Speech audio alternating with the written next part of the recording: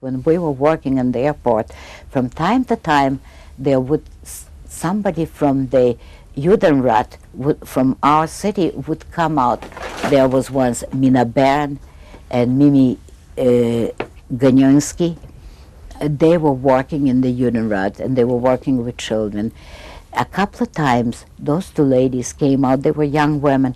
They came out and they were teaching us the song of Sag nicht keinmal, as don't say that you're working that smart.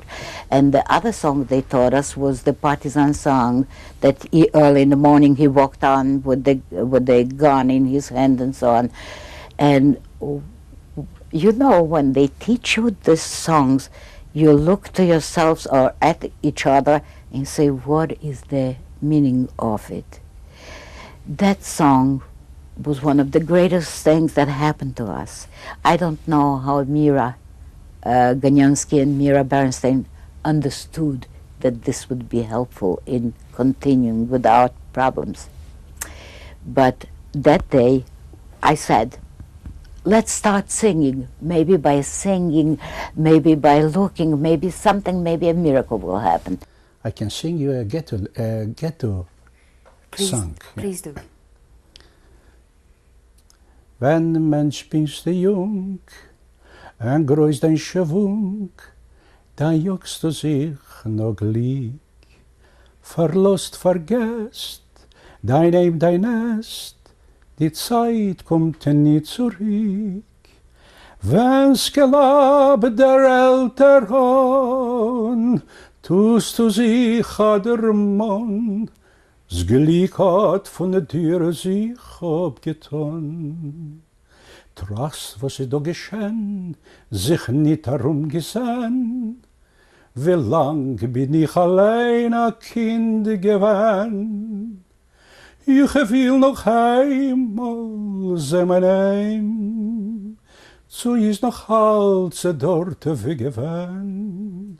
Oder der Teich, oder der Bäum, oder der Dach, wo soll sich käum. Mein oder mein, für Wend hat Tischl und a Bank, oder verbracht ob ich es lang. Habe da gechall im Tingeheim, mein Jugendglück, mein Jugendträum. Ich habe ein Geheim. This is part of it. It's not the whole song. Is there any translation in English to some poem? This is somebody remembers the old home, and he wants to come back to the old home, and he can't. Everything is destroyed. This is the translation of that song. They had a theater. I remember theater they had in Vilna. Theater where it was, I remember too. And my grandma used to give me money, and I used to buy a ticket. And I used to keep my ticket, you know, ahead for 6-7 weeks ahead. To me, it was like a long time ahead.